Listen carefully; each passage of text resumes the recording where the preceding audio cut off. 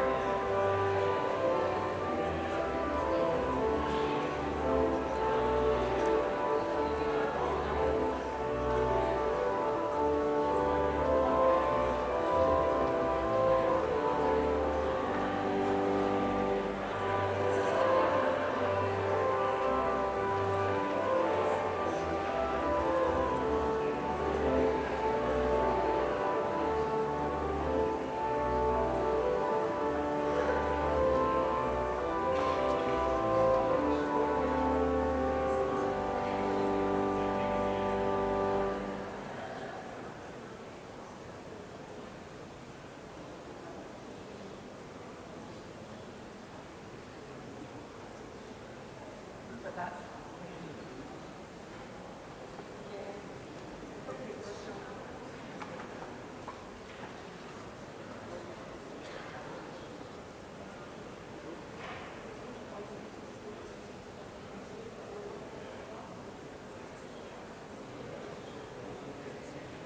It's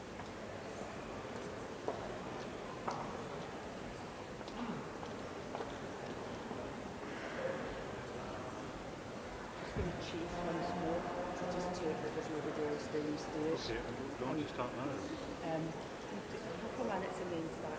People are late, they're late. No, that's fine. That's fine.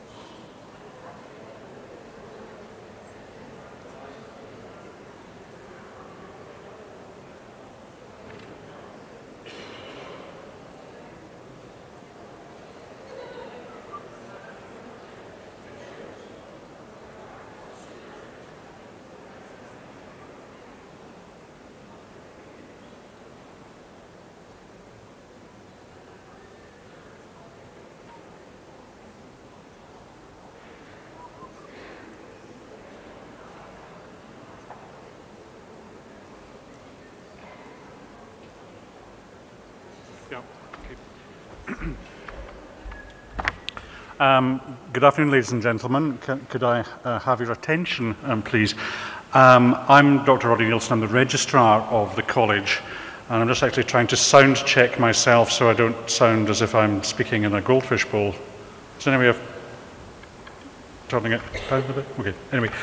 The reason that I'm standing up in front of you is that I will be reading your names out during the ceremony today, and I'll also be administering the oath that you have to take to become a proper fellow and member of the college. Now, this is not particularly difficult, but there have been some people that have failed to follow instructions and got it wrong. I don't know quite how. Saying the two words, "I do," doesn't strike me as being particularly difficult, but there's always one. In my role as registrar, I have the power to remove qualifications granted by the college, so I'll be keeping a close eye on you, and as you go past and get your diploma, I will take it straight back off you if I feel there's been anything gone awry. Have you all got a programme? Right. If you turn to a page 1, 2, 3, you'll see, or 3 or 4, you'll see after the honorary fellowships, the oaths of allegiance. And we're going to practice this now, which is very, very straightforward and won't actually take very much of your time, which I will invite you to stand. So, if you all like to stand, that's fine. Good, good. So far, so good. Excellent. I will read out the wording at this one. I won't read it out in totally now, but at the end of what I say, you have simply to say the words, "I do." It's possibly more binding than a marriage ceremony, but marginally less expensive. So we'll just try the last few words, which is, which in the opinion of the college is prejudicial to the interest of or derogatory to the honour of the college or of your profession. Right, can we try that once more time so we can give it gusto and a bit of laldy here, a bit of effort. So, college or of your profession. Much better. Thank you. You can sit down.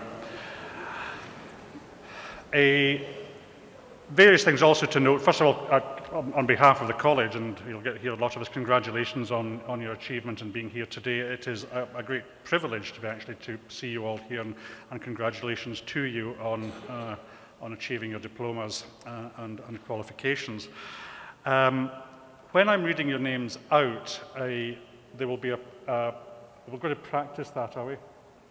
We can practice that. It's just so we get the choreography right, because as you can see, this could go horribly wrong, and there could be traffic jams and things. So we'll be guided by the staff, and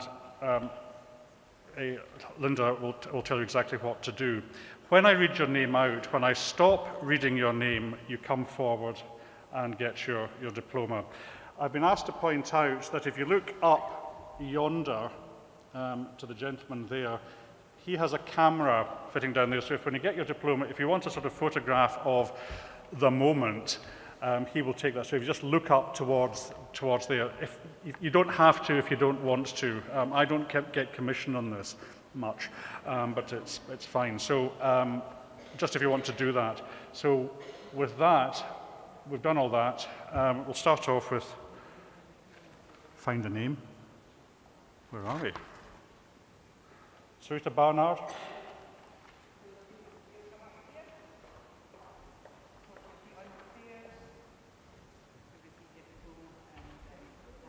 President, and then come back down here.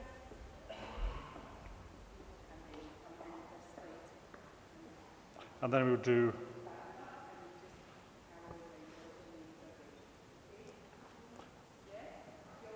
well, I know you're not Ian Smith, because I know Ian Smith is sitting next to you.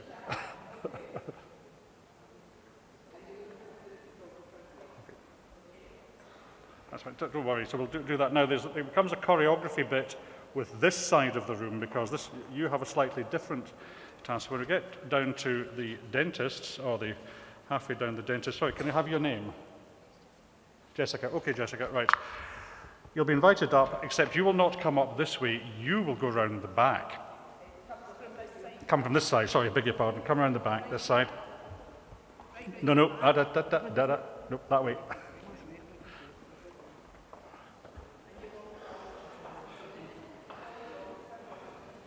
It's so you come through the dais from that side to this side.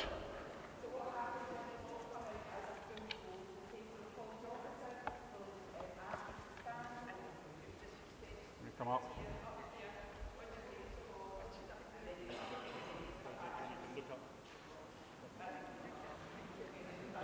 And then back down here.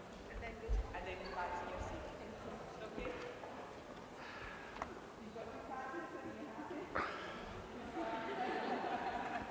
Right, that's excellent. So I think everything is stable. Be aware that first of all, I have to say I am Scottish and Glaswegian Scottish, and there are a lot of names here where I have been practicing very hard at the pronunciation.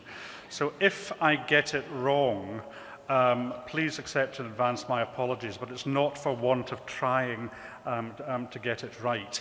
But what I really want you to do is to enjoy the day and enjoy the ceremony, and congratulations once again. Right, I'm now to go and join a procession, and then we'll get started shortly. Thanks very much.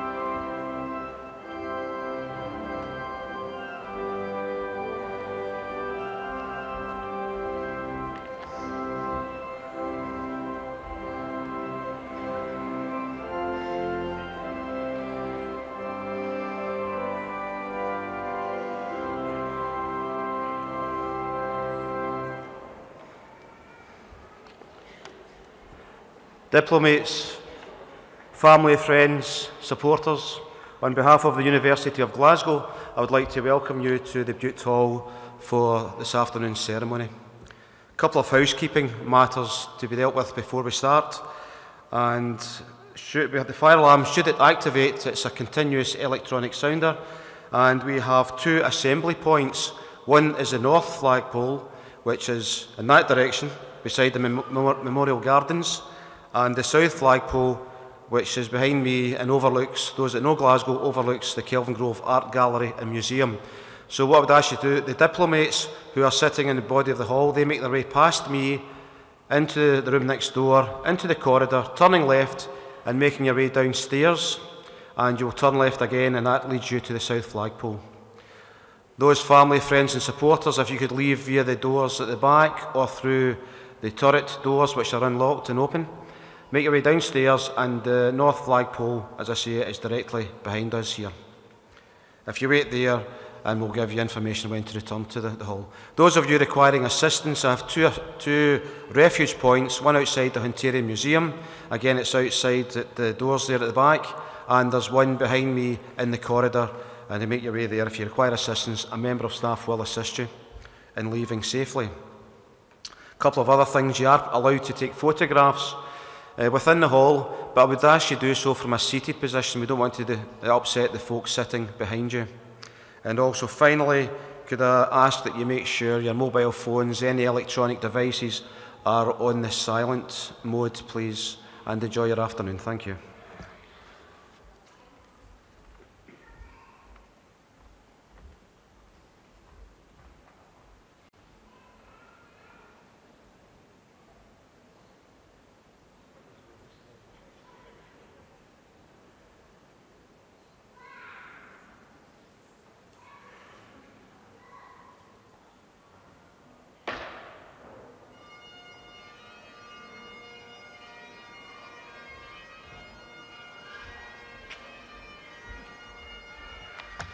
Could I ask that you be upstanding, please? Thank you.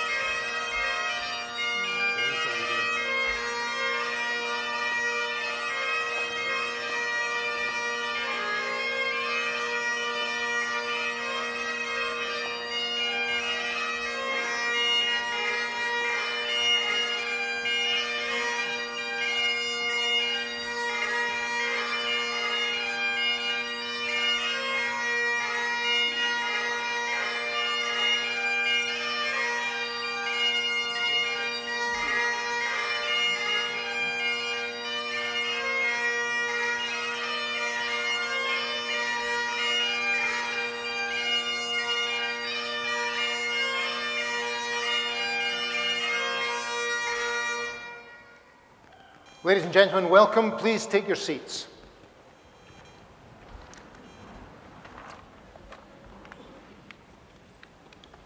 Well, welcome to the Bute Hall in the University of Glasgow for this admission ceremony from the Royal College of Physicians and Surgeons of Glasgow. I think you'll agree that this is a wonderful, colourful, enjoyable, I'm sure you'll find it an enjoyable event. And I think as you look around, you'll see that the international reach is clearly evident. It's a great pleasure for me as President of the College to welcome you all here today. We've got some special guests to welcome as well. And it's always good to see the families of those who are here to support you, delegates, you diplomates, to come and enjoy the occasion and the spectacle with you. Always makes me feel rather more important than I really am when everyone's recording video as we come in on the academic procession. We're very pleased today to be welcoming several senior colleagues to the Honorary Fellowship of the College, and we'll be introducing these to you shortly.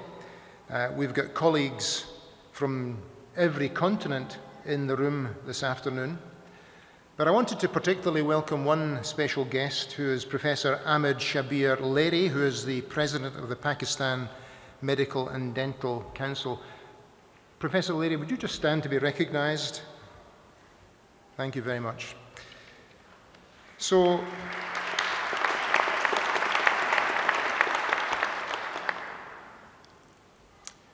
we'll get on with the business without any further ado, and at this stage I'd like to invite my colleague Mr. John McGregor, Consultant Surgeon, to read the citation for the Honorary Fellowship to be awarded to Mr. Bill Allam.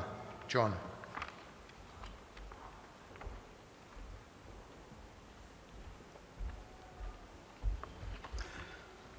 Mr. President, it is my privilege to present Mr. William Herbert Allam for the Honorary Fellowship of the Royal College of Physicians and Surgeons of Glasgow. Bill, as he's better known to all of us, will need no introduction to many in this room.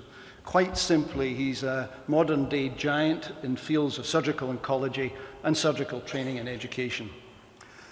Bill was educated at St Edward's College, Oxford, and the University of Birmingham.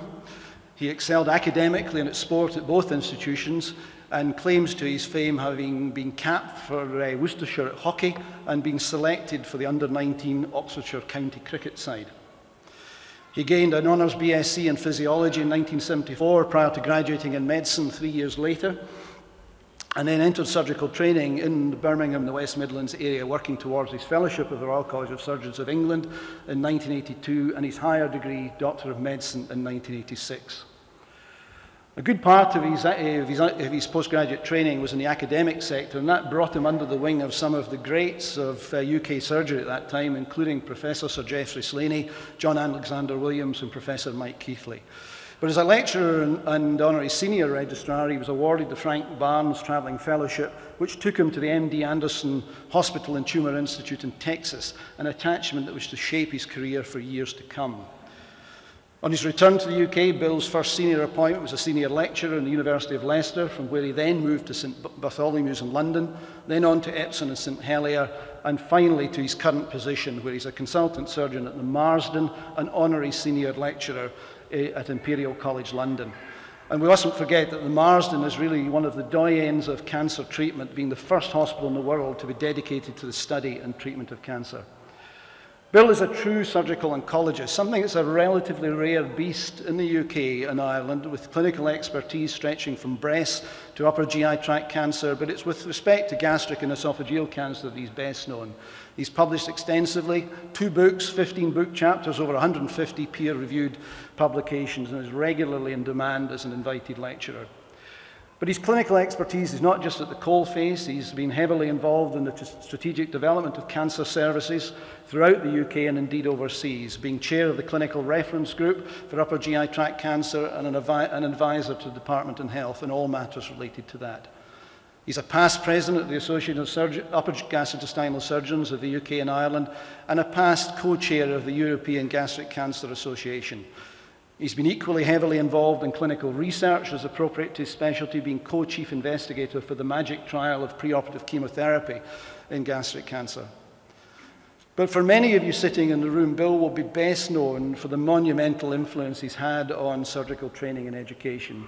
He currently chairs the Joint Committee on Surgical Training and is therefore responsible to 4 college presidents throughout the UK and Ireland for all matters relating to surgical training. Prior to that, he was chair of the Specialist Advisory Committee, the SAC in General Surgery, and surgical director of the Intercollegiate Surgical Curriculum Project.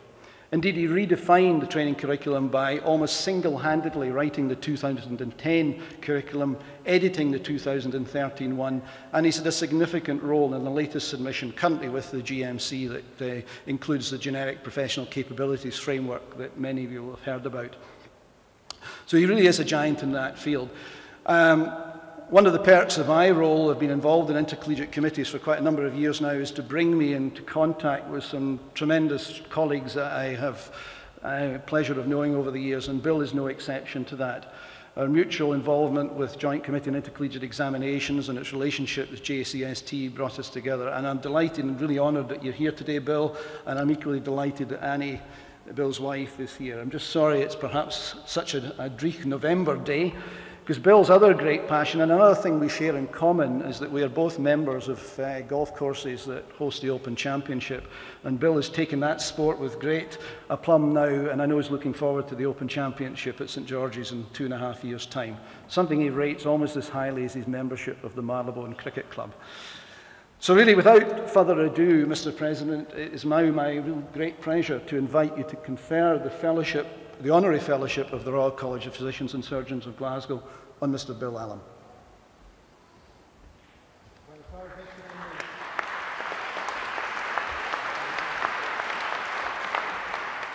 By the power vested in me by the Council of the College, I'm delighted to welcome you to the Surgical Fellowship of our College. Congratulations. So we need you to sign the dotted line.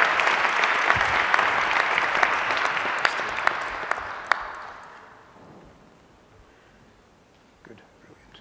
Thanks very much. Good. Okay, John, thanks, well done. I'd now like to invite my colleague, Mr. Kevin Baird, who's one of our surgical vice presidents, to read the citation for Professor Peter Brennan.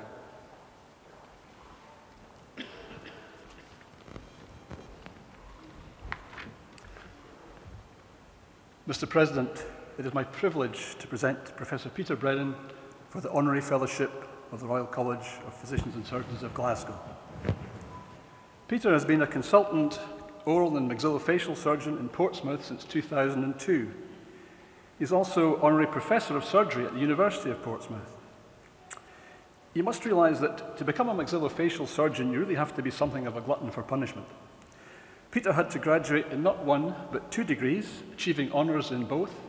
Firstly, dentistry in 1987, and then medicine in 1994. As well as a determined trainee, he was certainly a very distinguished trainee, winning the gold medal for outstanding performance in the intercollegiate exit FRCS exam. I think Peter clearly knows at first hand the time, effort, dedication, and not least the financial outlay required of trainees in this dual qualification specialty. Perhaps no surprise then that he has, in recent years, campaigned tirelessly for a safe and sensible reduction in both the duration and the cost of MaxFax training. He's spoken eloquently on the risks to recruitment and retention unless these issues can be addressed and the career path shortened. For his MD thesis, he investigated the role of nitric oxide in the biology of cancer. And in his research pages, he offers some sage advice to others embarking on a higher degree. Give it some serious thought, choose an enthusiastic supervisor, and above all, make sure you complete it. Peter's main clinical interests are head and neck cancers, reconstructive free flap surgery, facial pain, and diseases of the salivary glands. He also has extensive trauma experience and is rightly proud of possibly the most gruesome slide collection I've ever seen. He has published extensively, with over 500 scientific papers and at least 3 textbooks to his name. He's a past president of the British Association of Oral and Maxillofacial Surgeons, and he's also edited the journal of that surgical specialty. Now, I've mentioned his prowess in passing exams, but Peter also has a penchant for developing and researching them. Formerly a regular MRCS examiner, for the past 3 years he has chaired the ICBSE, that's the Intercollegiate Committee for Basic Surgical Exams, the body which oversees standards and quality of the MRCS. Now, I was fortunate to represent our college during his reign, and I can tell you it was always a very interesting, educational, not to mention entertaining experience, Peter. Those of us who know Peter recognise his boundless enthusiasm, his quick wit, and his sharp intellect. And he certainly put these attributes to good use in steering the MRCS to develop its principles of equality and diversity, reliability, fairness, and validity. A couple of years ago, he was instrumental in the appointment of an ICBSE research fellow and their consequent combined research output on issues such as differential attainment, predictive values, and human factors in exams has been absolutely colossal. And before demitting as chair, Peter had the foresight to create the unpaid post of ICBSC Research Director, which he now holds. And so we can look forward to continued high-quality research output in the years ahead. Now, outside of his work, Peter is a keen skier and enjoys travelling. His biographical notes also allude to a passion for red wines. Now, Peter is far too modest to say so, but here stands before you a man who clearly knows his Burgundy from his Buckfast. But seriously, he's been a great friend to our college over many years, always happy to contribute to teaching, to mentoring or examining, and always quick to acknowledge and indeed appreciate Glasgow's major contribution to the MRCS exam and its development. We shall be proud to have you in our fold. And so, Mr. President, it is now my great pleasure to invite you to confer the Honorary Fellowship on Professor Peter Brennan.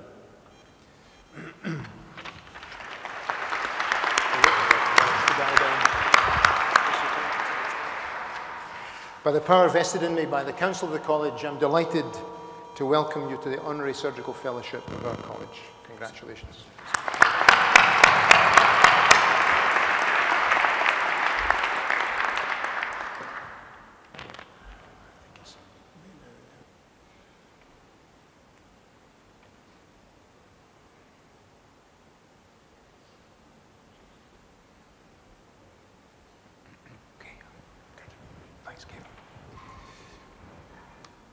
I'm now delighted to welcome Professor Hazel Scott to the podium to read the citation for Dr. Catherine Jane Calderwood, who is Scotland's Chief Medical Officer.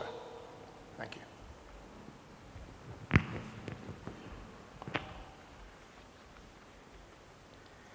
Mr. President, it is my privilege to present Dr. Catherine Calderwood for the Honorary Fellowship of the Royal College of Physicians and Surgeons of Glasgow.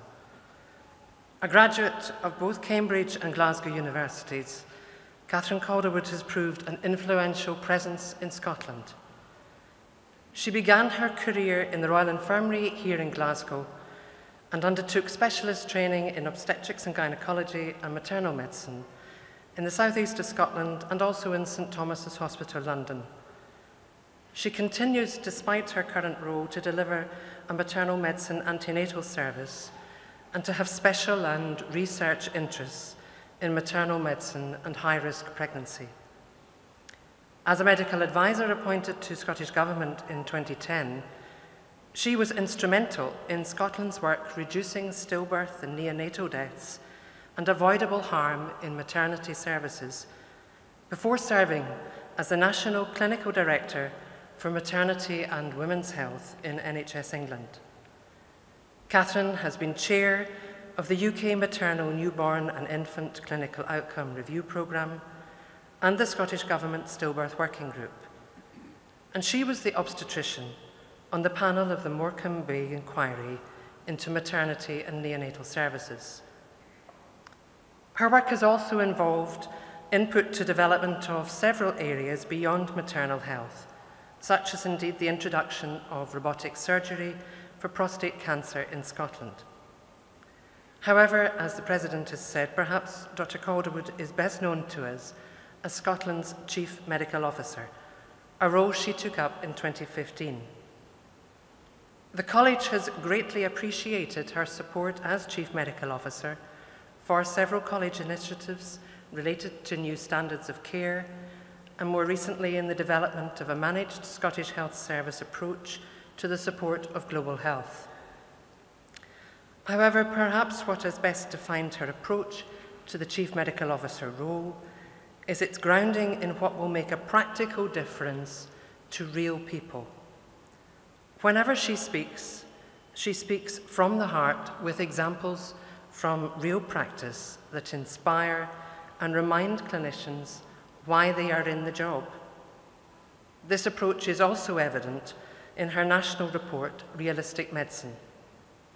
It is difficult to think of a report that has such wide-ranging implications and has had such wide-ranging support from all involved in healthcare. Her report will shape the practice of medicine in Scotland for the next decade, it presents a challenge to all involved in healthcare to reduce unwanted variation in clinical practice and to produce the best result and outcomes for patients. It also tackles the paternalistic culture of medicine, and nowhere is this more important than in the area of informed consent and shared decision-making. Her vision that all clinicians should actively promote and practice realistic medicine by 2025 has provided a clear roadmap for us all. The outcome has enormous potential for patient benefit by tackling the burden and harm that patients experience from over-investigation and over-treatment. Catherine, we welcome you and your partner here today, and I want to particularly note the value you place on family as well as work. I especially noted that in your CV, instead of just listing maternity leave, you list each of your children by name. Professionally and personally, college has greatly valued the contribution you have made to our work in college, and that to all of us in practice. Mr. President, in Catherine Calderwood, Scotland has a Chief Medical Officer who reminds us that while working to develop and deliver the best possible patient care, we must never forget the patient at the centre. This is at the very heart of our college values, and it is now my great pleasure to invite you to confer the Honorary Fellowship of the College of Physicians and Surgeons of Glasgow on Dr. Catherine Calderwood.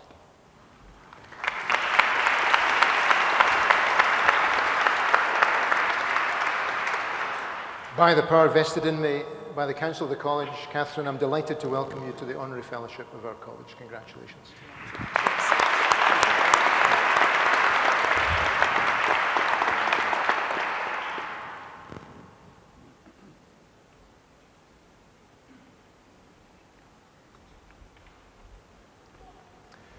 I'm now delighted to welcome Professor Jeremy Bagg to the podium, and he will read the citation for our next Honorary Dental Fellowship, this time for Professor Paul Spade.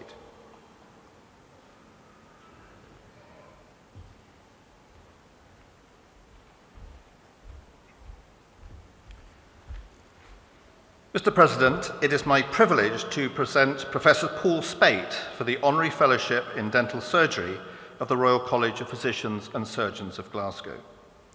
Professor Paul Spate is an influential and highly respected figure, both in dentistry and in his specialty of head and neck pathology. He has made an exceptional contribution to the profession over many years.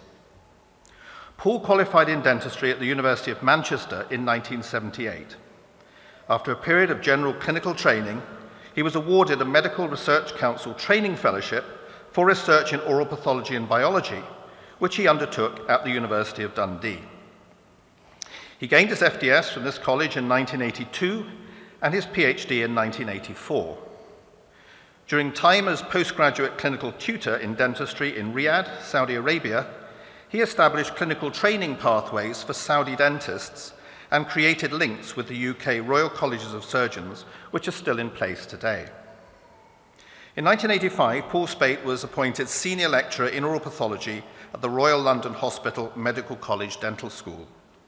He gained his MRC path in 1989 and in 1990 was appointed Senior Lecturer and Consultant at the Eastman Dental Institute and Hospital, followed by promotion to Professor in 1997. From 1994 to 2003, he was Professor and Head of the Unit of Oral and Maxillofacial Pathology at the Eastman Dental Institute, and between 2002 and 2003, Head of Cellular Pathology at University College London Hospital's NHS Trust.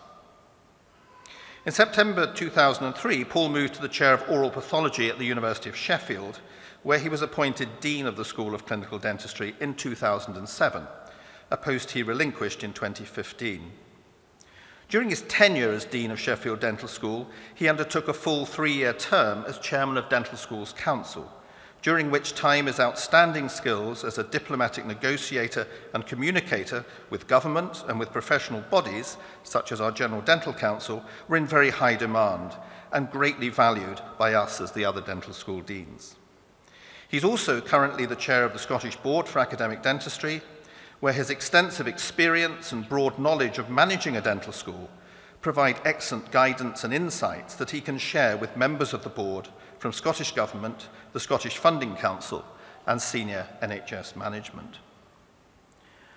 Paul's clinical expertise is in diagnostic histopathology, with particular expertise in odontogenic and bone tumours of the jaws, salivary gland tumours, and mucosal pathology. He's contributed chapters to 5 specialist textbooks. However, his contribution to research has also been extensive. His main research interests are in the field of oral cancer. Areas of special interest include the role of cell adhesion molecules and regulation of epithelial cell behavior, together with investigations of potential biomarkers in head and neck cancer. He's also undertaken a number of studies to evaluate the feasibility of oral cancer screening and is involved in health services research, including epidemiological studies of oral cancer, computer simulation modeling for high-risk groups, and studies of cost-effectiveness benefit analysis for oral cancer treatments and screening. These research activities have resulted in his authorship of over 200 original papers. In addition to the clinical, academic, and administrative roles I've cited earlier, Paul Spate has contributed greatly to the profession through a wide variety of positions he has held as an office bearer in national and international specialist organisations. He's the immediate past president of the British Society for Oral and Maxillofacial Pathology, a past president of the International Association of Oral Pathologists, and a past president of the British Society for Oral and Dental Research. He served as a dental member of the relevant subpanels for RAE 2008 and REF 2014, and he's a member of the editorial boards of the Journal of Oral Pathology and Medicine and the British Dental Journal.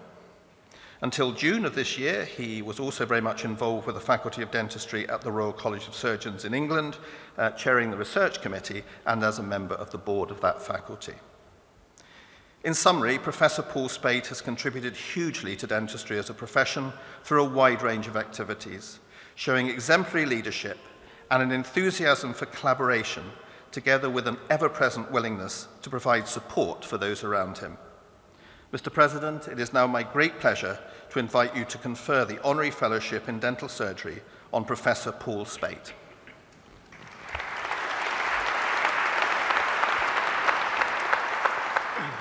By the power vested in me by the Council of the College, I'm delighted to welcome you to the Honorary Fellowship in Dental Surgery of our College. Congratulations.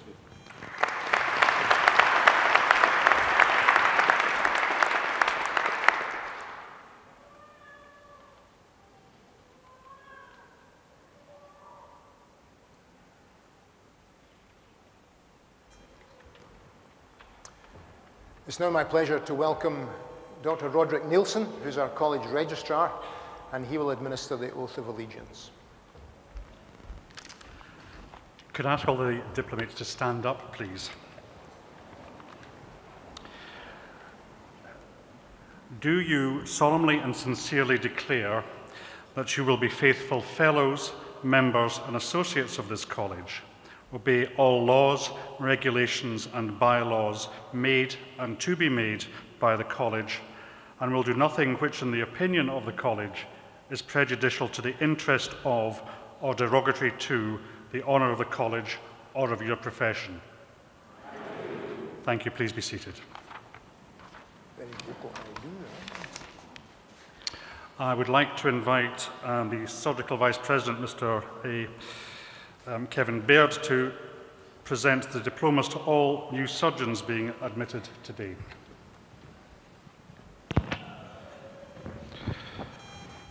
The Intercollegiate Specialty Fellowship in Cardiothoracic Surgery, Sarita Barnard.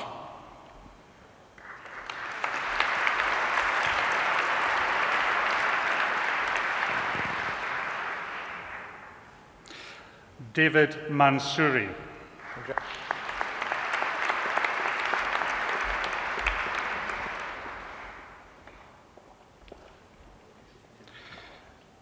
Ian Smith.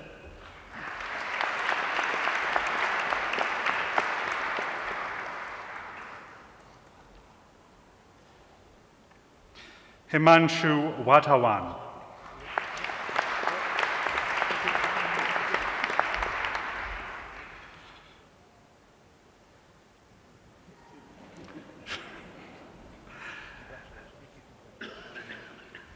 In trauma and orthopaedics, Oliver Edward Bailey.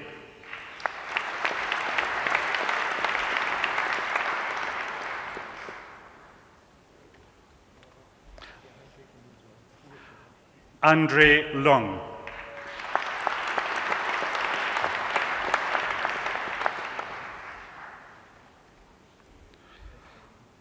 Taha Hussein Mir.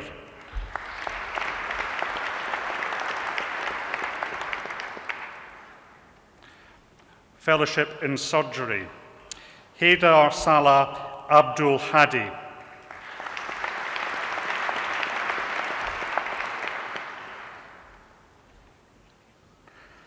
Shabir Ahmed Leri.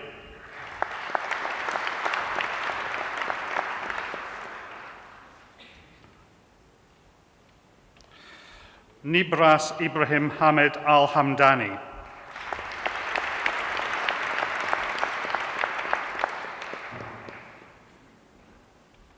Mohammed Hamid Saeed Al Hijaji.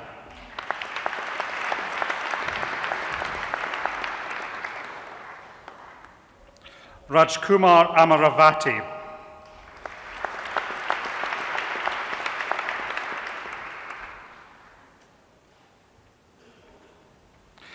Dewan Ali Hassan Chowdhury.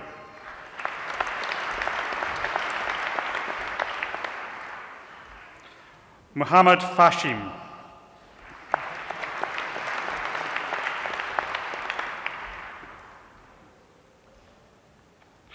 Farhan Ahmed Majid.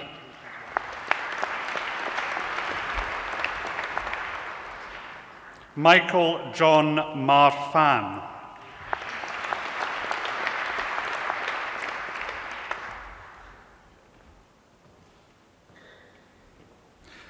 Sujatha Mohan.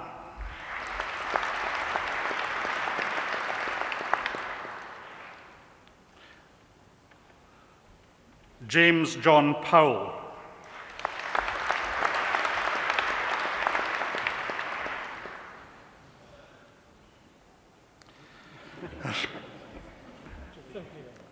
Kanan Prema.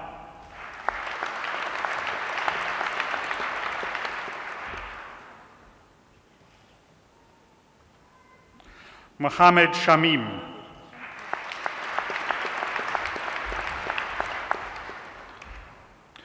Bhupendra Pal Singh.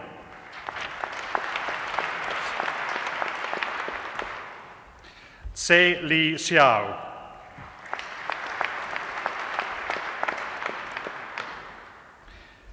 Ing Ping Tang.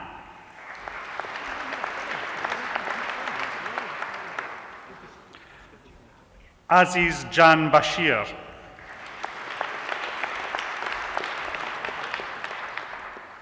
Ashraf Mohammed Hijazi.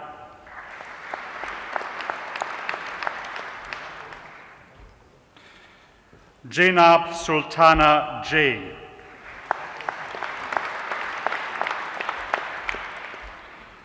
Babar Anwar Khan.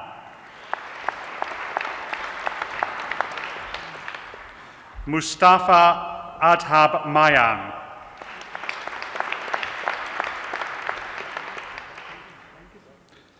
Shah Janika Narendra.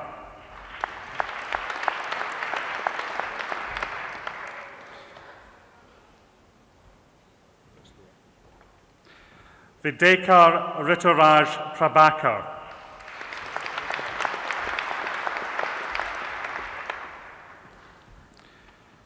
Amir Radwan Abdul Ghaffar Shaharafeldin.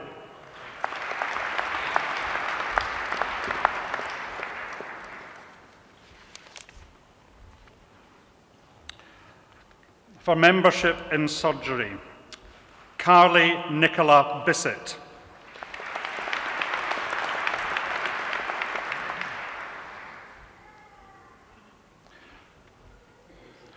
Mark Scott Johnson.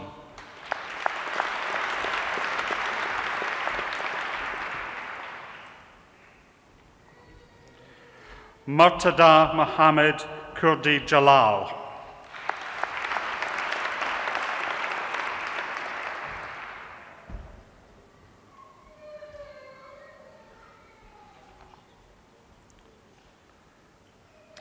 Ross Keir McMahon.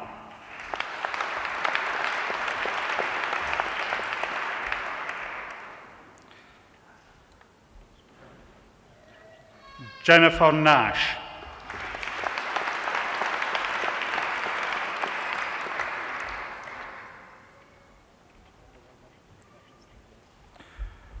Membership of the College: Amur Mohammed Ali Al-Kayat.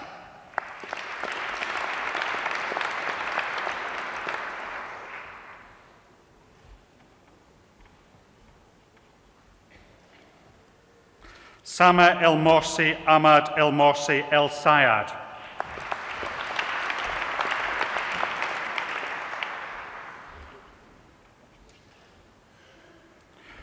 Mohammed Sadiq Ahmed Omer.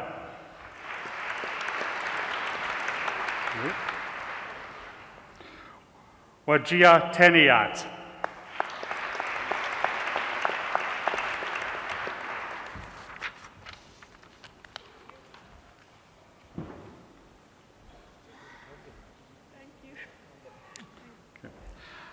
I now invite Professor Hazel Scott, our Medical Vice President, to present diplomas to all new physicians being admitted today. Fellowship Physicians: Iktihar Ahmed.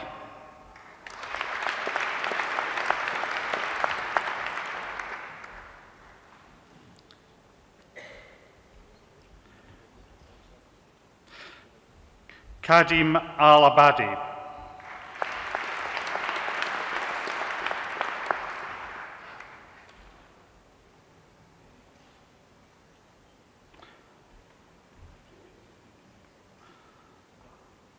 Mathavan Alagarsami.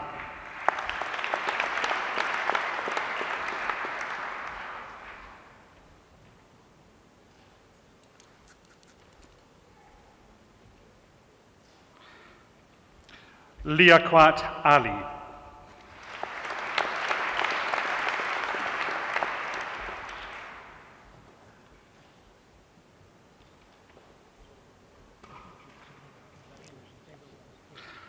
Arthur Joseph Asirvatham.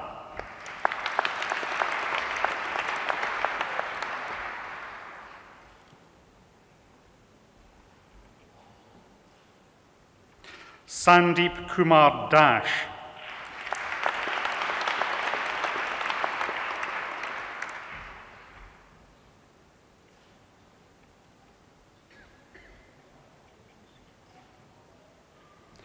Rafi Uddin.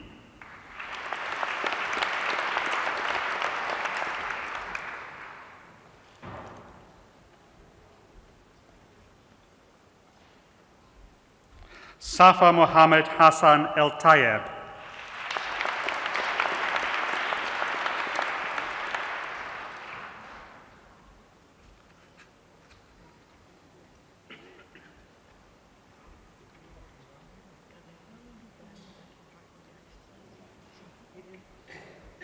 Malik Sajid Farid.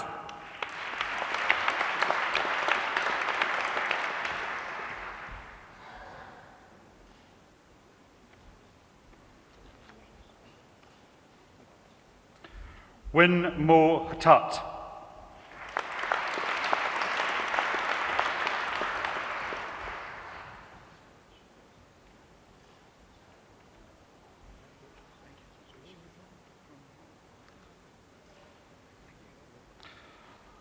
Zo Kim.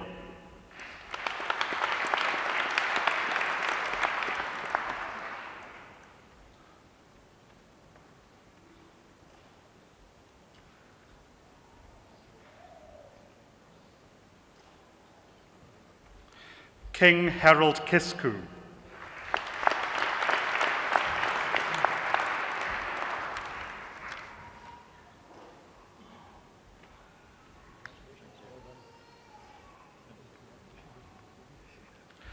Albert Uzoamaka Nwaba.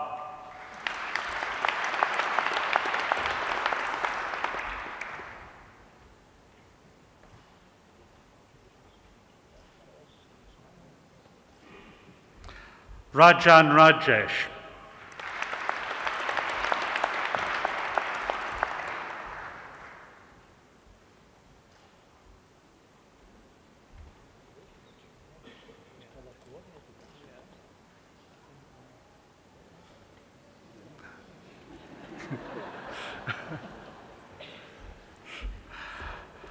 Ramadas Ramkumar.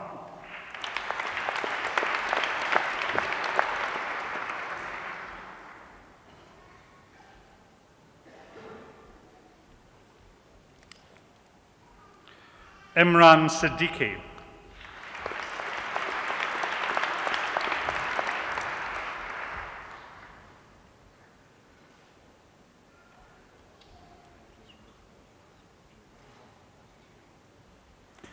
Sarwar Jamil Siddiqui.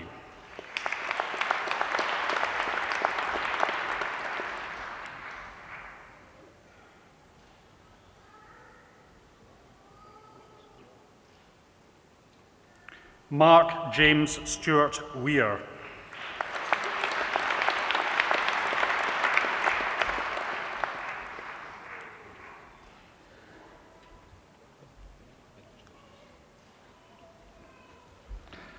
Azar Zafar.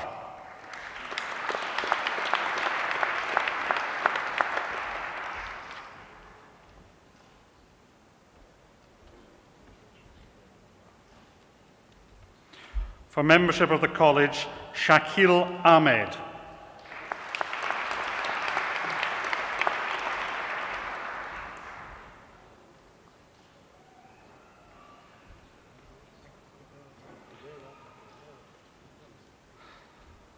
Sonam Ansel.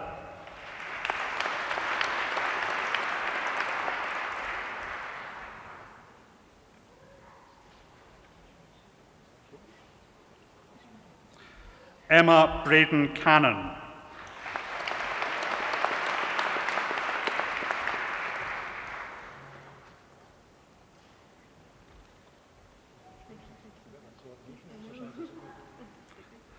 Joanne Carr.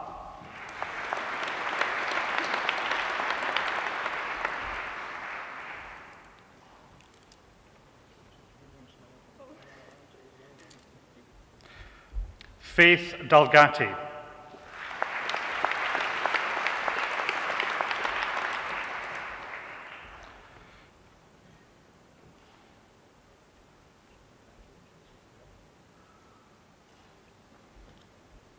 Kevin Garrity.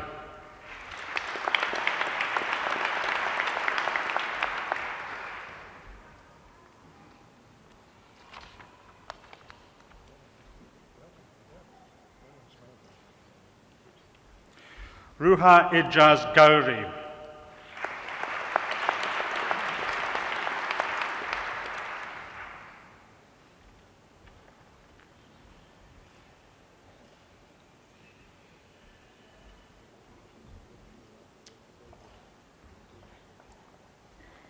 Marco Grech.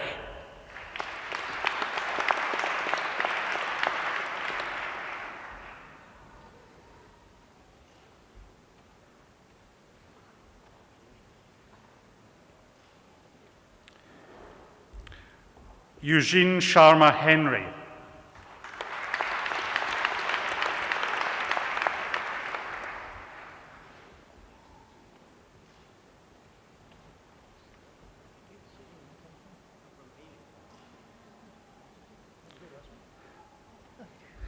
Azizul Hussain.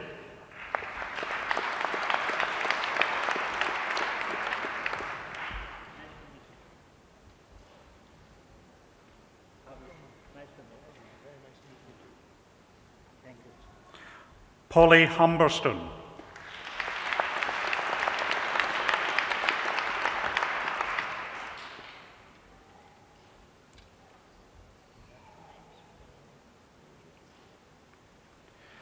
Emma Johnson.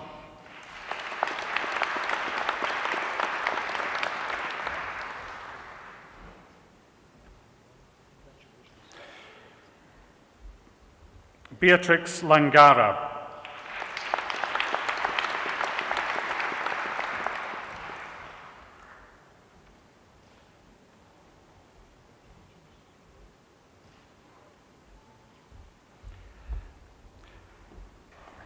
Grace Mary Agnes Lindsay.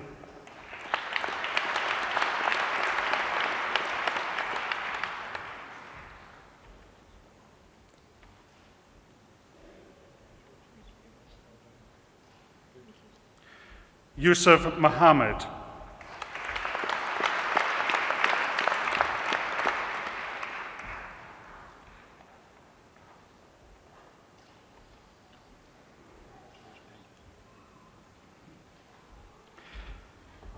Fatima Abd El Mutal Zain Al-Din Rushwan.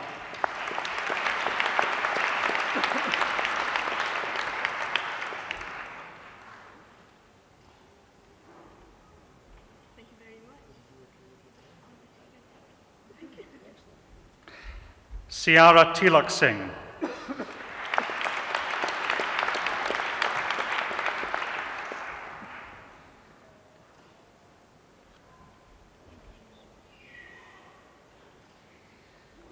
Mark White.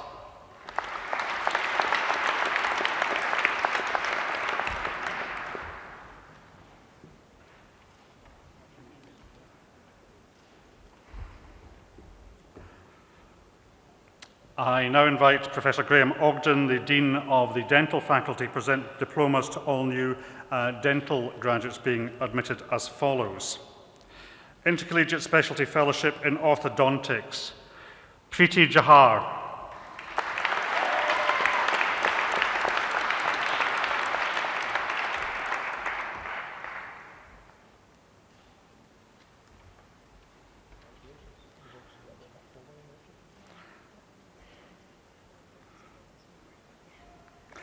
Laura Jane Short.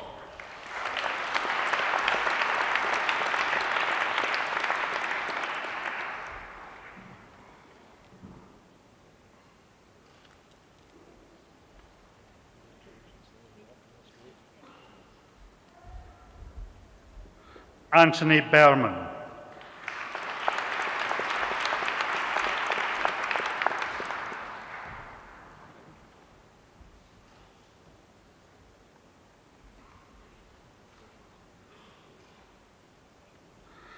Rahul Hegde.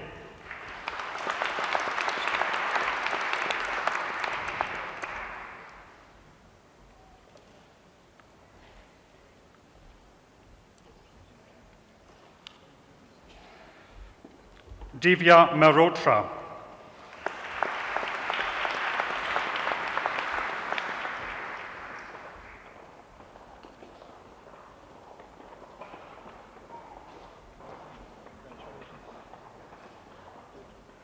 Karifala Fayama Tarawali.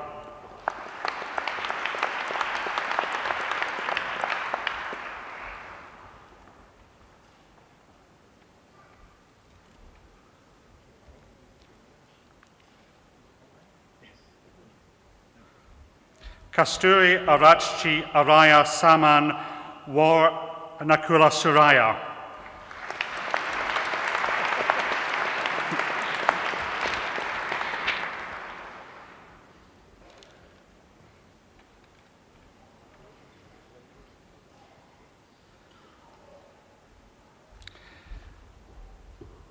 Norina Hafizan Norman.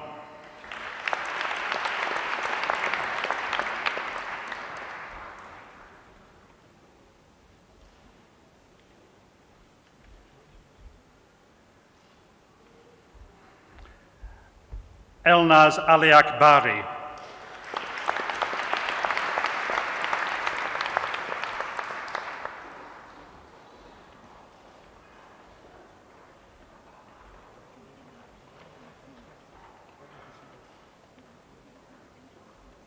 For membership in dental surgery, Miral Ahmed.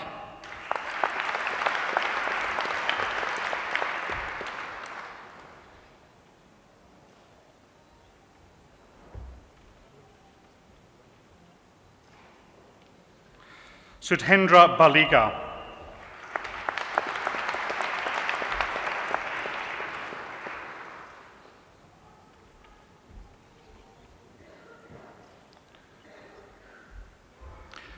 Misha Holly Kalu.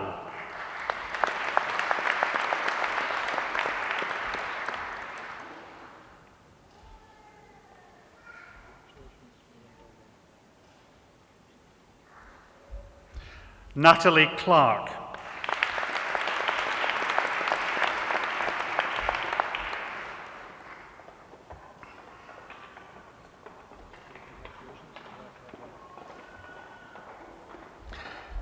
Victoria Eleanor Davis.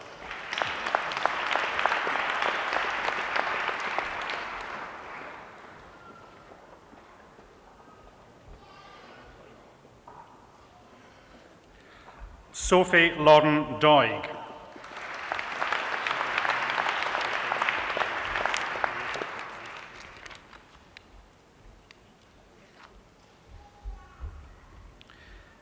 Hayley Folds.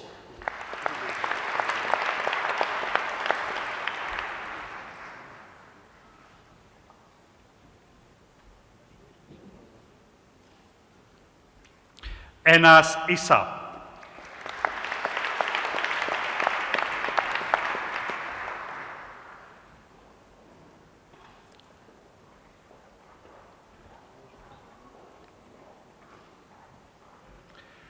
Angus Kelly.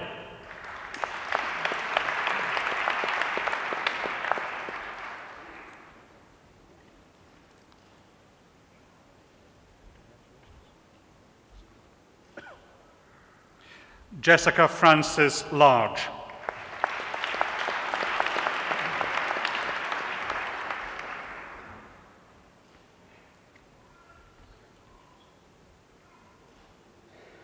Samuel Lockhart.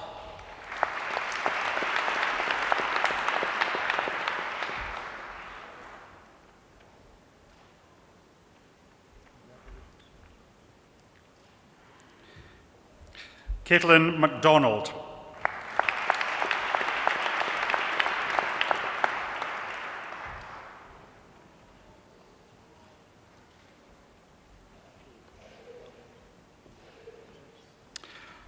Carly Ann Marples.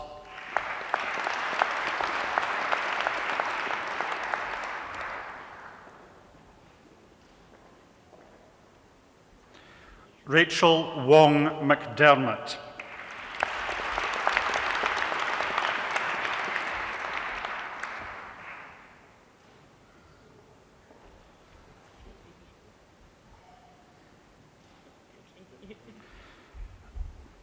Neil McGoldrick.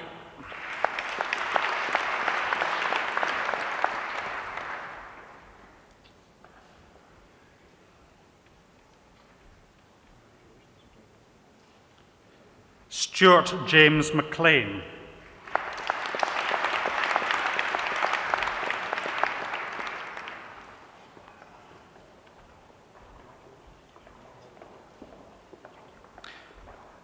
Angela Kamuntu Onshwari.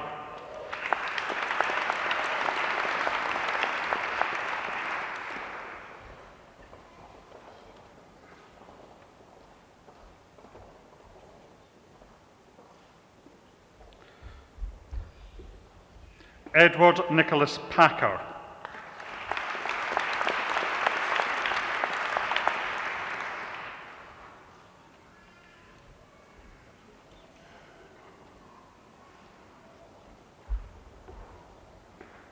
Susan Mary Page.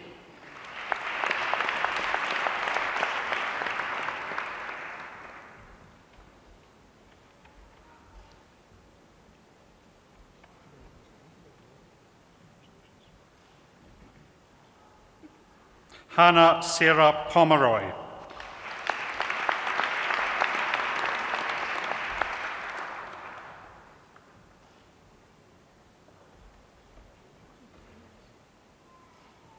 Simon David Ralphs.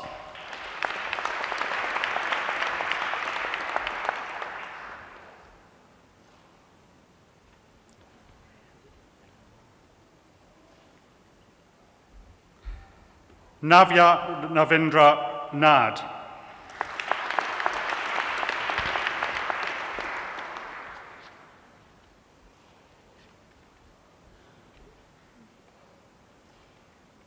Matthew Philip Sarstead.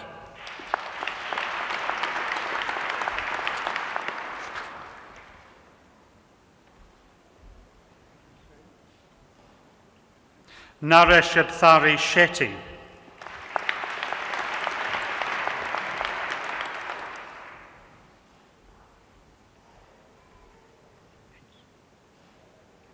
Hedaya Siala.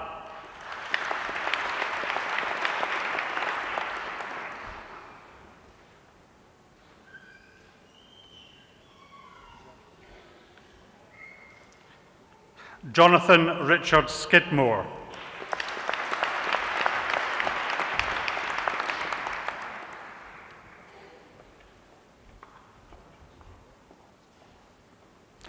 Maria Taheni.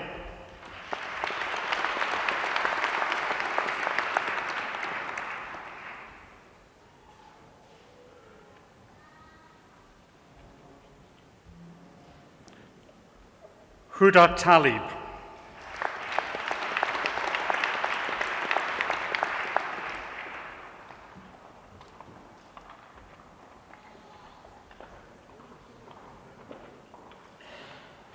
Hira Tariq.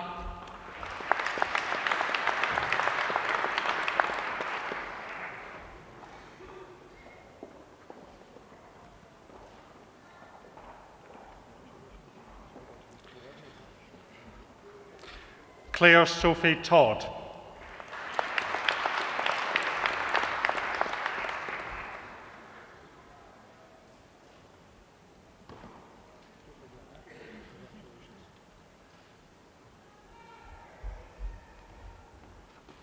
Olivia Rose Williams.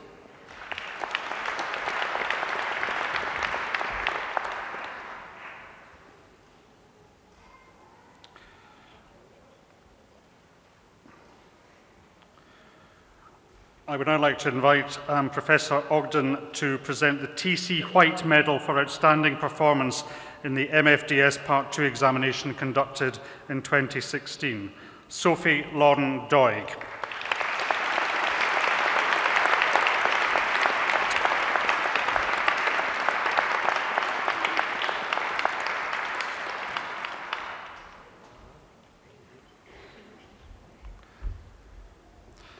Undergraduate prizes for dental electives.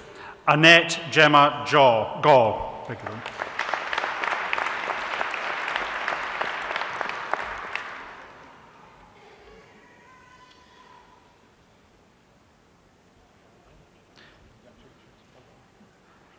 Jack Gardner.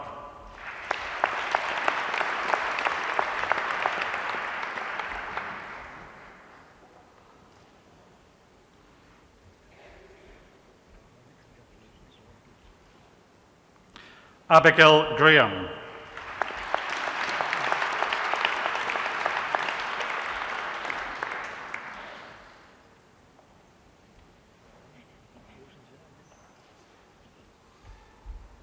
Bryony Johnson.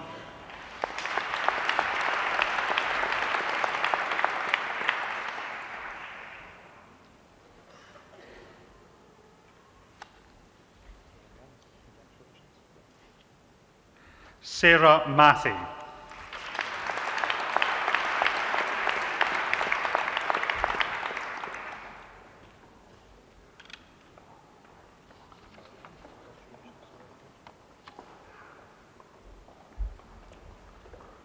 I would now like to invite Professor Robert Ashford, the Dean of the Faculty of Podiatric Medicine, to present the diplomats to receive diplomas in podiatric medicine.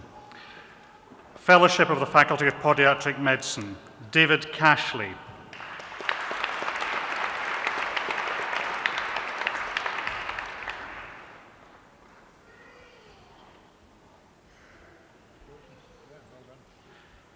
Andrew Williams.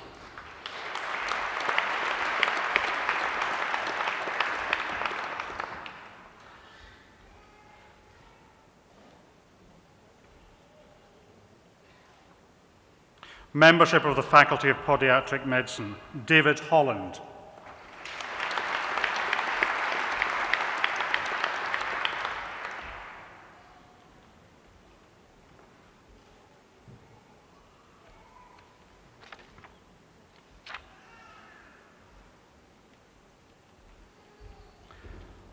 I would now like to invite Group Captain Andrew Green, Dean of the Faculty of Travel Medicine, to present the diplomats in Travel Medicine.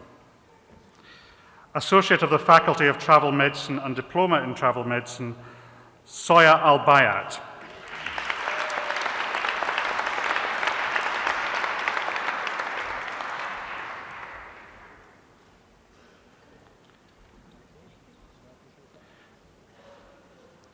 Claire Louise Allen.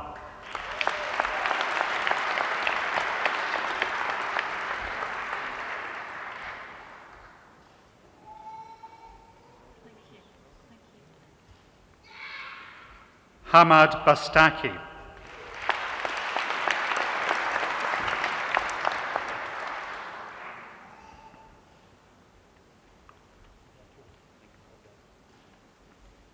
Ahmad Bawazir.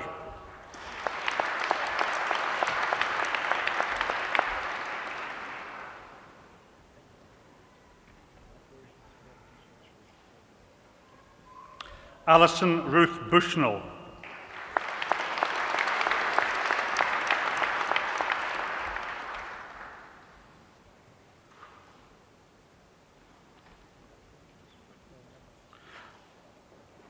Maria Claire Jukers.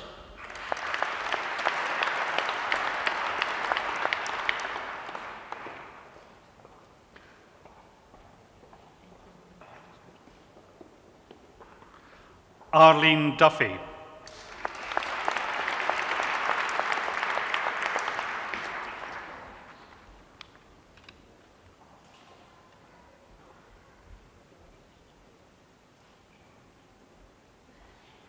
Elmubashar Farag.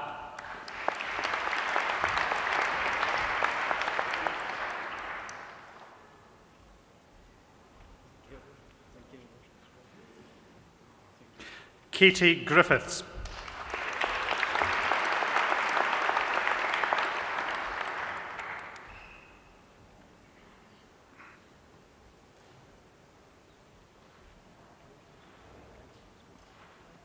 Claudia Henry.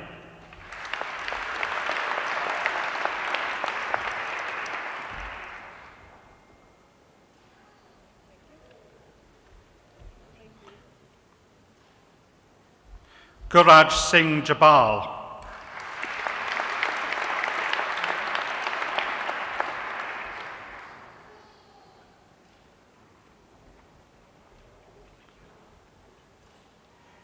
Stella Justice Annan.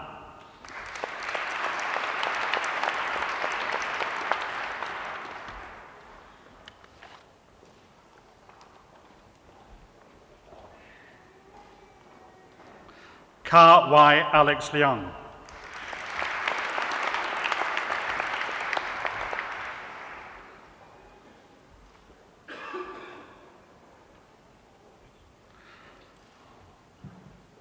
Anne Maitland.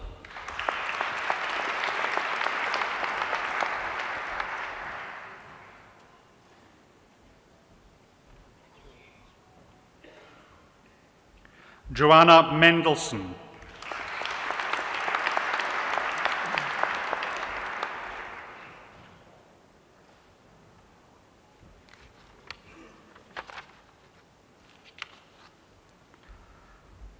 Sadia Raja.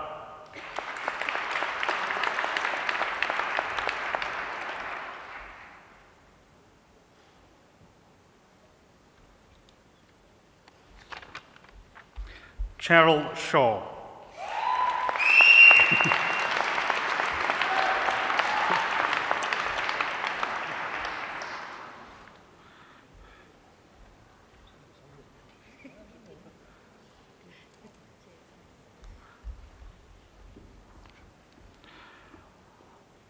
I would like to invite Professor Hazel Scott to present the diplomas to those who have been successful in the MRCP UK examination and diploma in dermatology. Oluwatobi Adeagbo.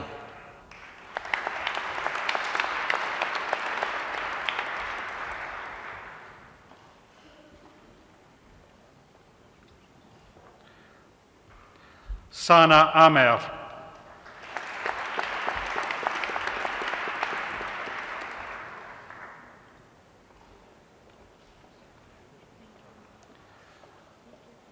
Danisha Bakori.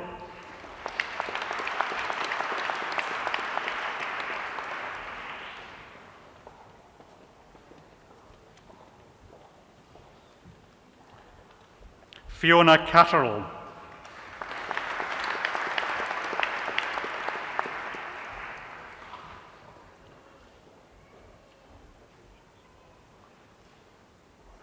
Mohammed Hanis Hanafi.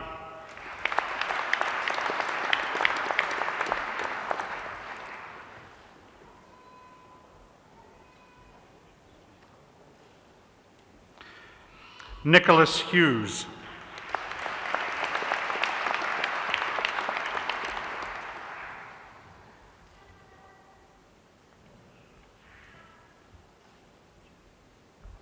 Ngozi Iherio Hanma.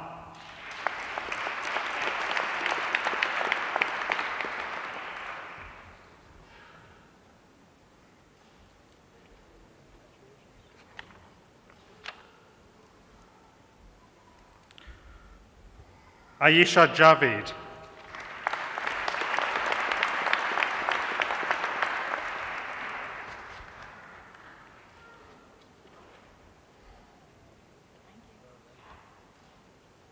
Sophie Jones.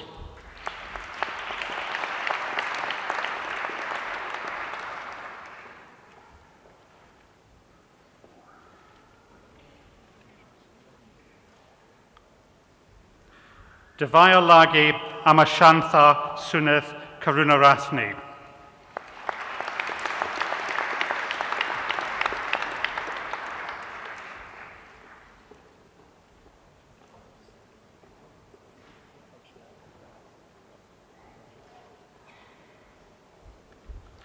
Joanne Kerins.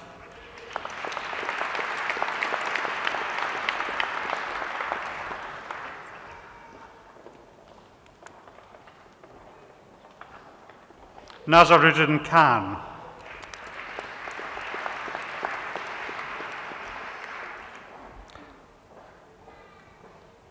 Pashant Kumar.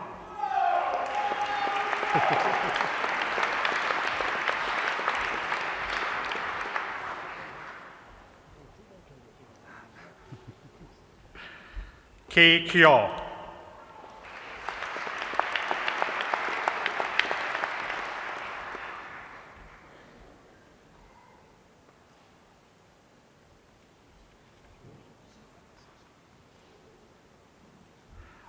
Abdul Nafi Mian.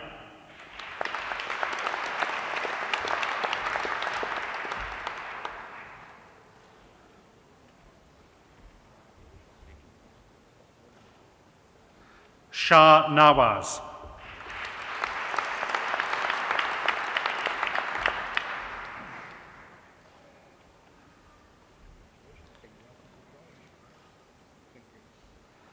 Chidabere Samuel Nita.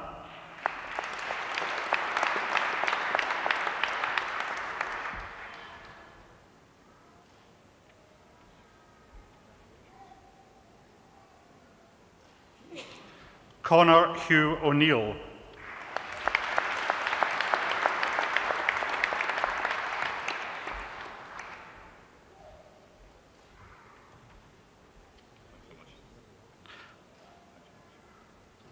Fatima Saeed.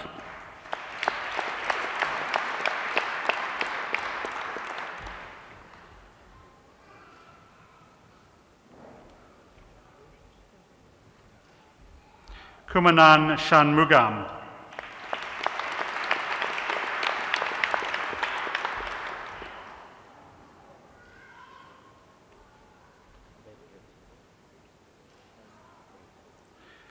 Jaina Smith.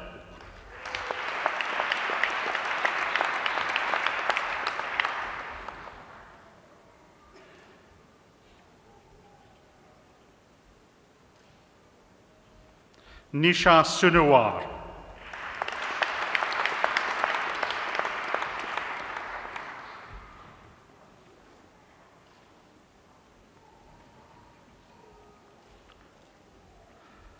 Sangita Vinamurthy.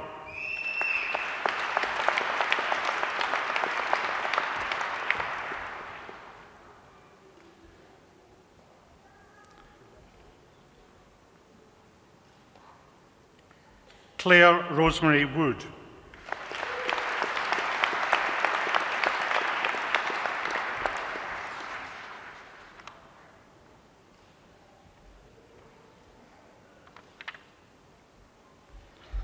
Suyun Zhu.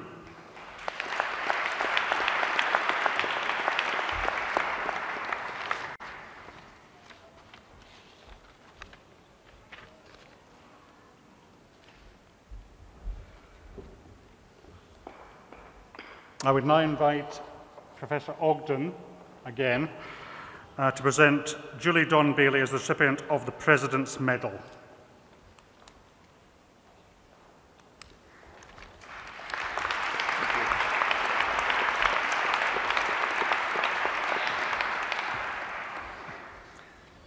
Mr. President, it is my privilege to present Julie Bailey for the President's Medal of the Royal College of Physicians and Surgeons of Glasgow. Julie Bailey's name has become synonymous with kick-starting public concern and then government action into various failings within the NHS. It all started when her mother was admitted to Midstaff's Hospital in 2007, where she was appalled at the standard of care being received by her mother. Indeed, this month marks 10 years since her mother's death in that hospital. Little did she know at that time what influence she would subsequently have on the NHS. Over a period of 8 weeks, she witnessed what she described as shocking neglect and abuse of the elderly, vulnerable patients. Julie also found it extremely difficult to raise complaints about the quality of care in that hospital and identified others in a similar position. She subsequently formed a patient campaigning group called Cure the NHS. It is truly remarkable that the work of one member of the public over a sustained period of time and with selfless, dogged determination has resulted in such a breadth of activity at the highest level, and through the Francis and Berwick reports, recommended solutions. Julie Bailey's story, recounted in her book From Ward to Whitehall, published in 2012, lays bare some of the problems within the NHS and should be recommended reading for all. I shall now list some of Julie's other achievements. 2 weeks ago, she received an honorary doctorate from the Open University for her services to the NHS. Julie was also awarded a CBE in the 2014 New Year's Honours List for services to older people, in recognition of the pivotal role she played in uncovering the shameful neglect and abuse of patients in the NHS. In 2014, she was runner-up in the BBC Radio 4's Women's Hour Power List. In 2015, she became the proud recipient of the Health Service Journal Award for her dedication and outstanding contribution to patient safety. She has since worked with leaders throughout the NHS to facilitate culture change, to challenge regressive attitudes, and most importantly, to champion those patients too often forgotten by the system. The concerns raised by her group and the various reports and public inquiries engendered by her campaigning are relevant across all areas of the health service. It is therefore fitting that, given our college brings together physicians, surgeons, and other healthcare practitioners from many faculties, that we recognise the achievements of this remarkable woman. In drawing to a close, let us not forget that the cost of being a whistleblower can be very high and that often great courage is required. She has established a reputation as a fearless campaigner, undeterred by institutional indifference, political expediency, and misplaced hostility. Mr. President, it is now my great pleasure to invite you to confer the President's Medal on Julie Bailey.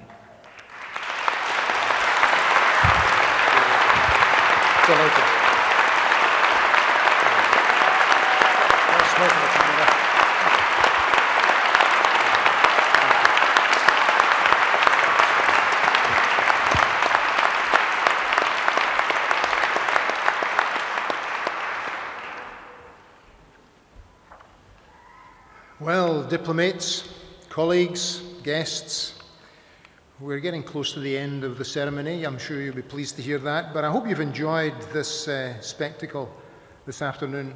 And for those of you who have just picked up your diploma today, let me tell you that I well know and understand the effort and the dedication and the commitment that is involved in getting to this point in your careers. I know about the determination. I know what's required to strive and achieve the result for which you've been rewarded today. So my congratulations to each and every one of you. It's also a special pleasure, as I said before, to welcome our honorary fellows today, and also the recognition of the remarkable contribution that Julie Bailey has made. You know, for some years in the college admission ceremony, we have had an important tradition, I think, in the programme, and one which I'd like to recognise again today. We've made it an enduring part of this programme, so it's for you folks who have gained your diplomas today, in recognition of the support and the encouragement, the sacrifice and the commitment, the dedication of not just you, but maybe more particularly at this stage, your families, your spouses, your partners, your children, of whom there are so many with you here today to celebrate your success. Here is an opportunity for you to thank them. So I'm going to invite you now to stand up and turn around and give them a rousing round of applause.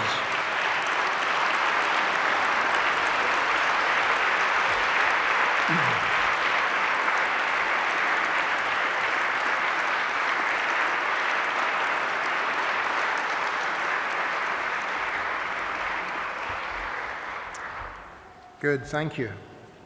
Do you know, I can't imagine how many graduation ceremonies have been represented by a company like this around the world, but there must be many hundreds. But I'm going to challenge you today, because I also reckon that of all the speeches like this that you've heard, speeches from vice-chancellors and principals and college presidents and all sorts of people all over the place, I wonder how many of these you remember even the tiny component of. Yeah, I thought so. So it's been my tradition to offer you some simple points to try and take away and remember.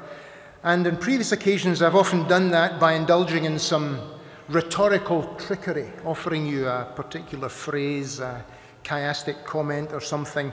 But I'm conscious of all these volunteers behind me who've heard me giving a speech like this perhaps several times before, and so I decided I better change my tack a little bit tonight and do something just a little bit different. So instead of using some kind of clever linguistic chiasmus, you know the kind of thing I mean. Not everything that counts can be counted, and not everything that can be counted counts. Now there's a chiastic phrase, and actually one that's peculiarly relevant to clinical practice. But tonight I'm going to change gear altogether and give you one or two quotations which I hope will just help to burn home the points I would like to make. And so you can listen out for these, and it might just serve to keep my counsel at least semi-alert for the remainder of this ceremony. So my first point is this. I want to invite you today to really connect with our college. It's great to welcome you to be part of the family, but to really gain the benefit of that, and also to assume perhaps some of the responsibilities that those behind me have already assumed, and I hope will inspire you to be even more involved, then we need you to stay connected. Many of you, I know today, visited our buildings in central Glasgow, and I hope you had the opportunity to see just the work and the investment and the endeavour that we've tried to bring together to make sure that our college isn't a backward-looking only. There's nothing wrong with nostalgia. In fact, I often on occasions like this do get a little bit nostalgic, but there's one thing that's maybe even worse, and that's amnesia. So we are proud of our heritage, but we're even more proud of the fact that we want to be progressive and relevant, and to really be involved in the endeavour of continuing the process of maintaining standards, developing our medical education skills, and so on. After all, that's why our Royal Charter was granted about 418 years ago, just about this time of year, as a matter of fact. But the key thing to remember is that the college, and I've got to keep reminding myself about this too, is not just the buildings in the middle of Glasgow. In fact, that's just basically where our staff work from. The college is the international family. It's the global membership and fellowship. It's all of the activity, the engagement, the drive, the ambition to maintain standards, to make sure that we assess in our specialty at the correct level, and so on.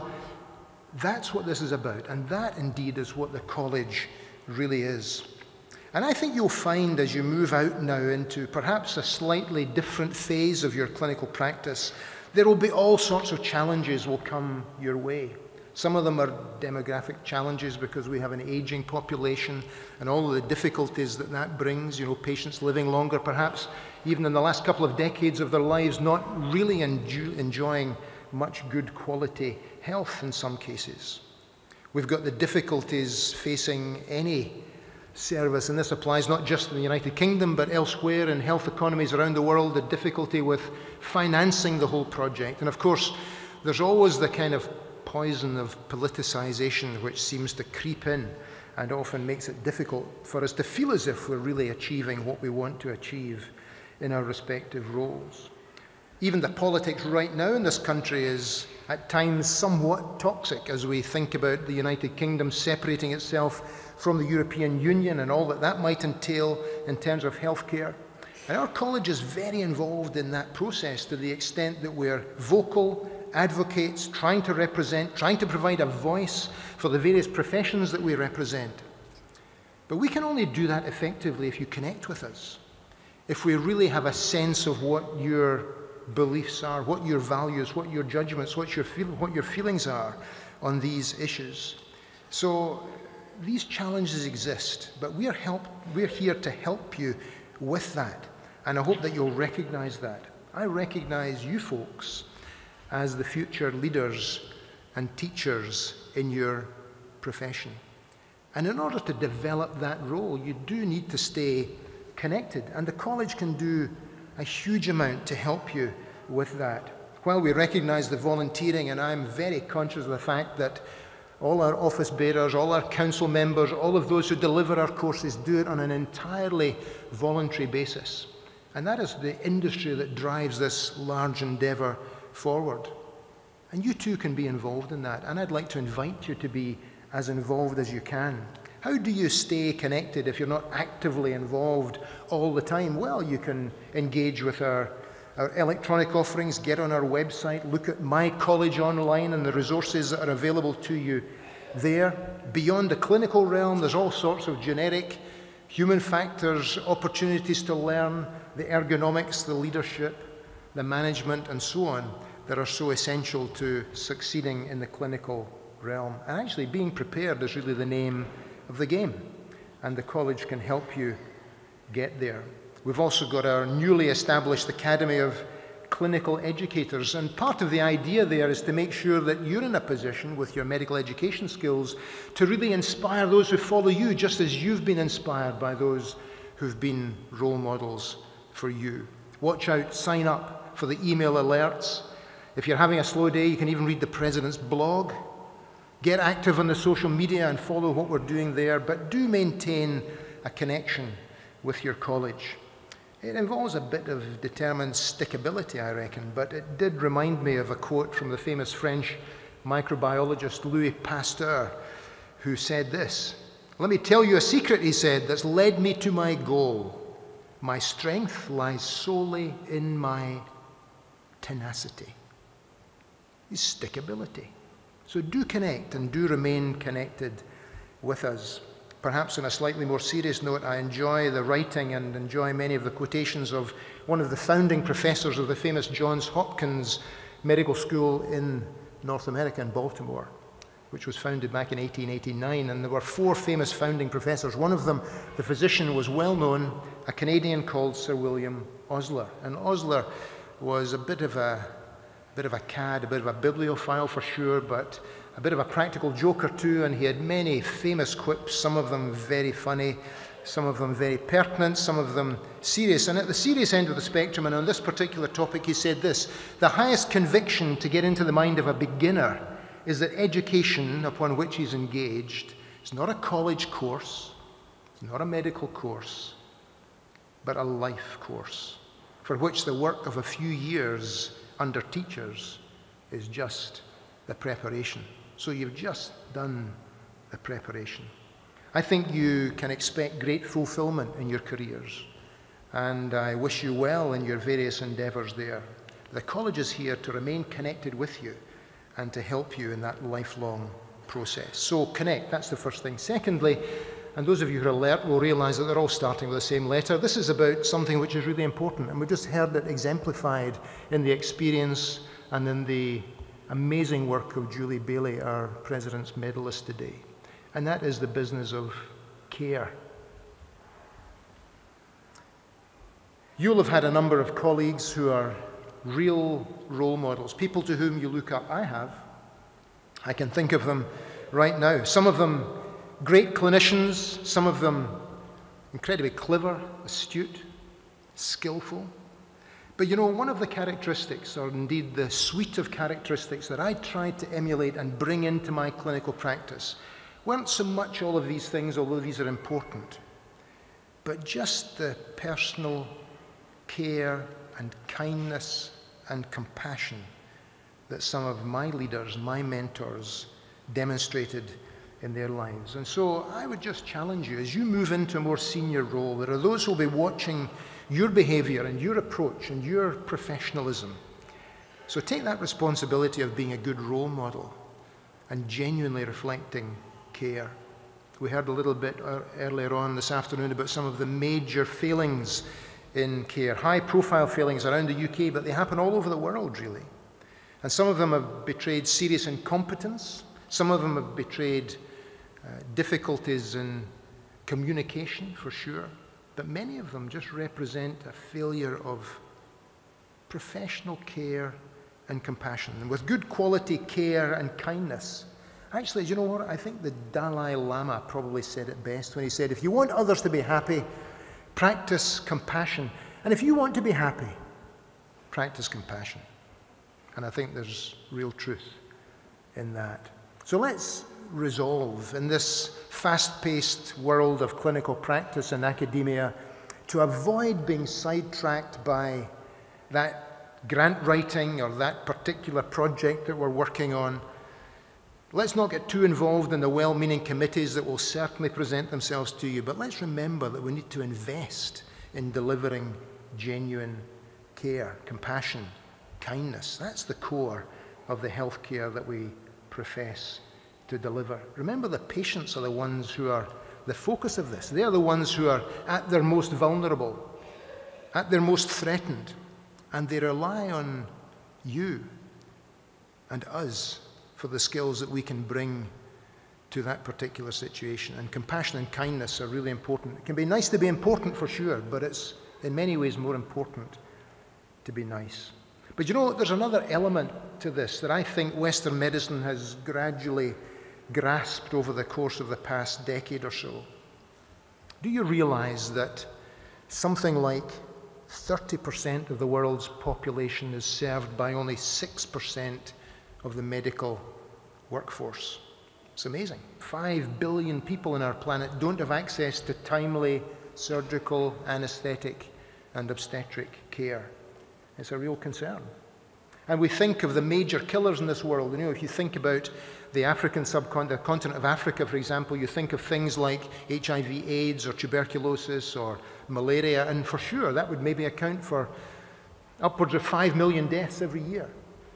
Beyond that, something like 17 million people lose their lives because they don't have access to relatively straightforward surgical and anesthetic care.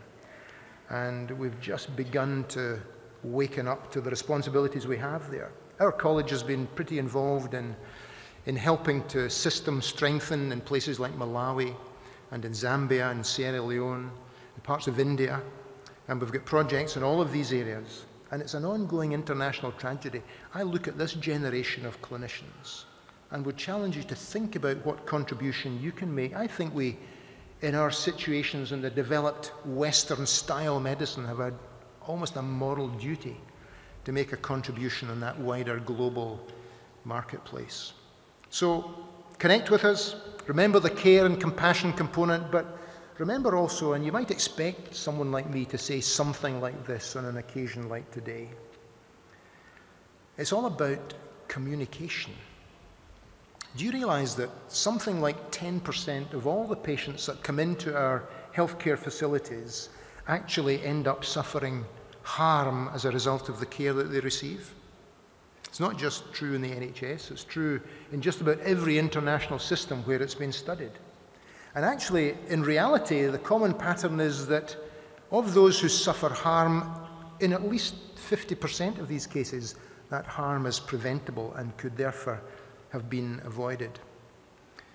According to the statistics from the CDC in North America, around 611,000 people die every year from cardiovascular disease. Another 585,000 die from one form of cancer or another. But around 250,000 people die as a result of medical and surgical error. So if that were a disease, it would be the third most significant killer on the planet. So what can we do about that? Well, we're not waiting for some new discovery. There's something that all of us can do about that right now. And there's something that you can do. One really important factor in all of this, and obviously it can be a multifactorial problem when you're looking at systems and ergonomics and so on, but communicate with one another, communicate with your patients. These people are looking to you for the kind of support, skill, and professionalism that you can give. I can well remember when I was training, I spent some time working in a cancer hospital in New York City, and an elderly New York surgeon took me aside one day and said, "Son, if you want to be successful in practice, you need 3 things: affability, availability, and ability. In that order," he said. So the communication was right there up front. And of course, a good bedside manner is no substitute for an incorrect diagnosis, but it does emphasize the importance of clearly communicating with one another. So let's make sure that we endeavor to do that. And remember that your patients actually won't care how much you know or how good you are until they know how much you care about them. A final point is this. Let's be committed to this whole endeavor, and let's have an ongoing commitment. Remember your clinical skills for sure, your knowledge, yes, you've demonstrated that, been recognized for it today. But remember your ongoing responsibility as a scholar. Remember your need to continue to work on research, to continue to learn. The capacity to learn, they say, is a gift. The ability to learn is a skill, but the willingness to learn is a choice. So I would urge you to continue to be a committed scholar and then teacher. Share your knowledge with the generation that come behind you. Be committed to being diligent in the way that you organize your life and your practice and your administration, and be collegiate and collaborative. Commit to measuring things, to auditing things, to researching where that's appropriate. This brings me to my last point, really. And I think this is a very important point and something that we probably tend to neglect a little bit. One of the greatest objectives to really care for those that put themselves into your hands or into your care. One of the important responsibilities you have for them and for your family is that you take care of yourself. And that's not about being selfish, it's not about being self-indulgent, it's about being sensible. Don't let yourself burn until you burn out. That's when every element of a caring practitioner begins to become blunted, begins to crumble and to shut down. So care for yourself. Being overburdened by responsibilities and overwhelmed by the workload and the number of patients you've got to see and get through, you begin to lose a sense of value and purpose, and the whole business becomes depersonalized and the joy goes out of it. And before you know it, the outcomes begin to slip and the whole thing is a dangerous spiral. So be aware of that. Burnout these days is a huge problem in our healthcare societies, and it's important that we're aware of it and we take some steps to guard against it. So set some time aside for yourself and for your family and for your children and for your spouse. So there we are. That's probably enough from me. So as we move ahead, let me offer you my congratulations again. Let me offer you a continuing relationship with your college, and I hope that you'll grasp the opportunities that that will bring. And remember to connect, to care, to communicate, and to commit. So go on, make your impact, but remember your college base, and do keep in touch with us. Now, as we conclude, I'm going to invite you to join us for some refreshments down in the Hunter Hall, which was where we gathered earlier on. And so, if I can now invite you to stand, we'll pick up the mace and the academic procession will leave the hall. Thank you very much indeed.